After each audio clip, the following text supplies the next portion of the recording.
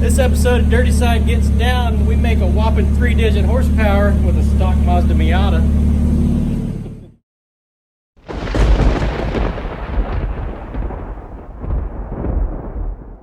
Dirty Side Gets Down, you'll pay for the whole seat, but you'll only need the edge. Alright, so this episode of Dirty Side Gets Down, we got this stock Miata here. It's not my Miata, it's actually John's Miata.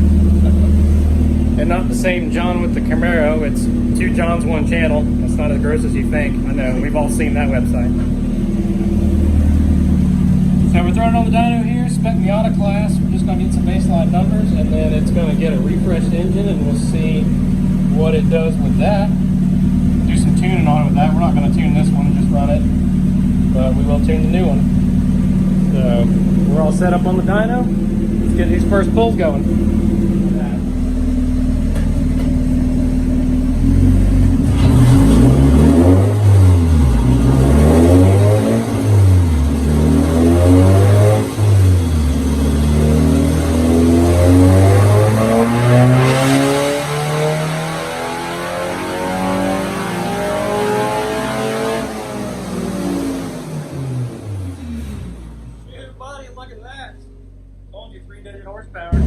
There's the graph. We're showing about 114 horsepower. Kind of about what you'd expect from this thing. So we're going to do 2 more to get a good average baseline, and then we'll swap this engine for the fresh one, and then we'll bring you back for those dyno rounds.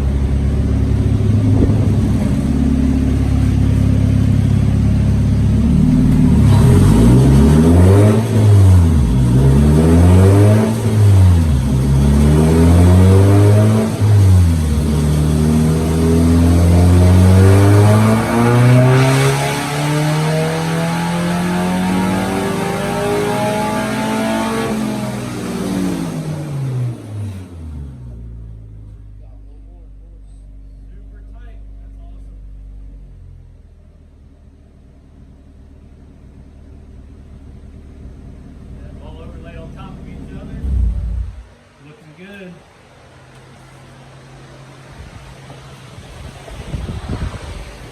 All right, so with the good baseline, we're gonna swap the engine in this thing to the fresh one. Make sure your time lapse may not. Who really wants to see a Miata engine get swapped?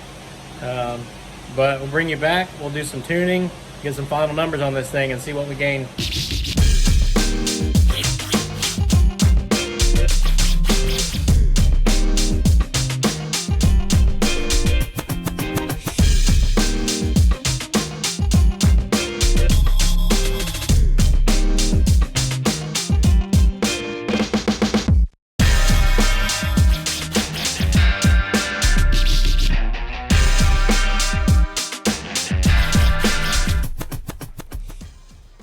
Alright, well, we spent just 1 day thrashing, and it is out with the old and in with the new.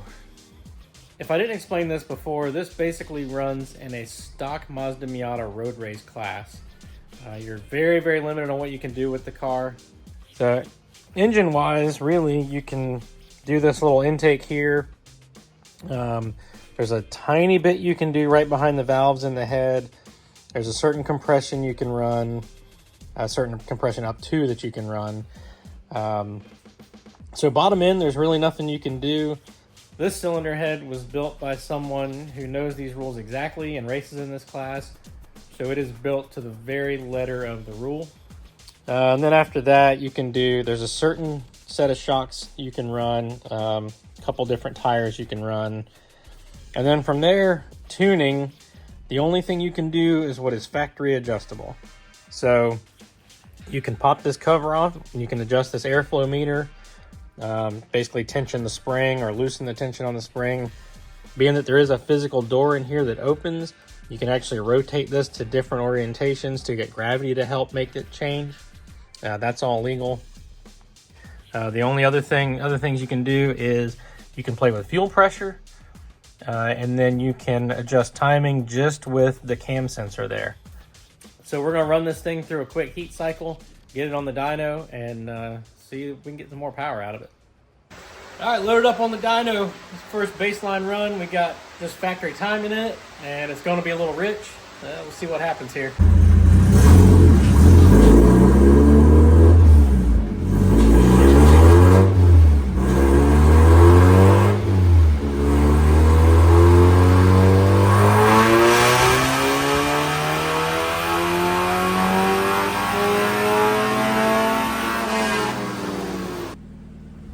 First run, we're right back pretty much where we started.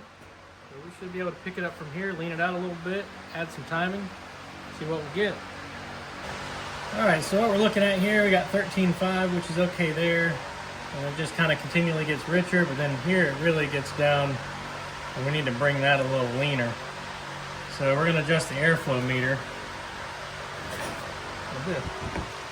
So this airflow meter moves with airflow going into the engine, so we're just going to tighten the spring so it'll open a little bit less and make it a little bit leaner.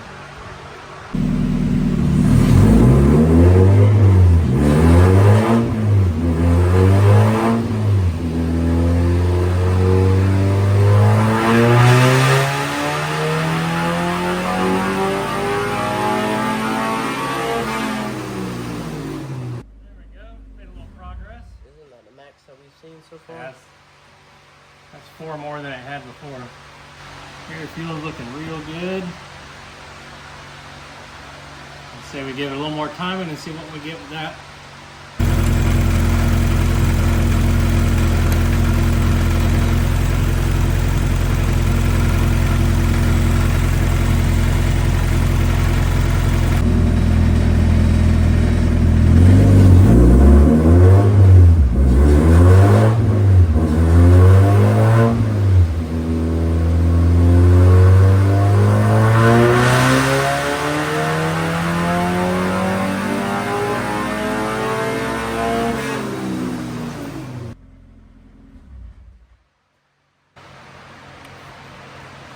I've gone up 4 degrees and it didn't change anything.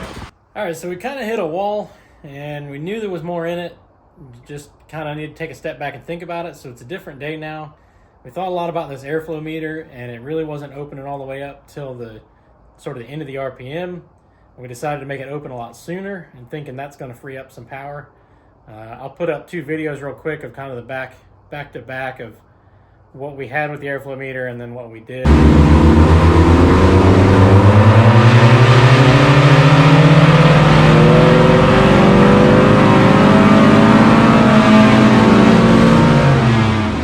can kind of see what I'm talking about, but we're going to get a pull in here now and see what kind of difference it makes opening that airflow meter.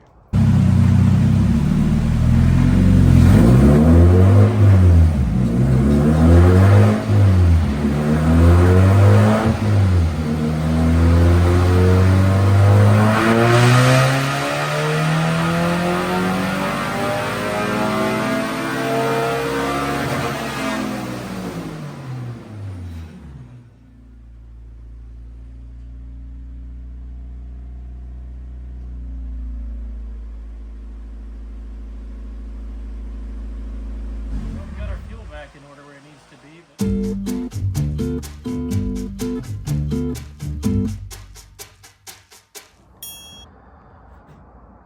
All right, so gray and purple is old engine, red and blue is new engine. We got a solid 12 horsepower and 10 foot-pounds of torque. Seems well worth it to me. We ended up with about 4 degrees over stock on the timing as we're power leveled off. I think we're gonna call it good there. So I appreciate you watching. Like, subscribe, share, all that stuff. See you next time.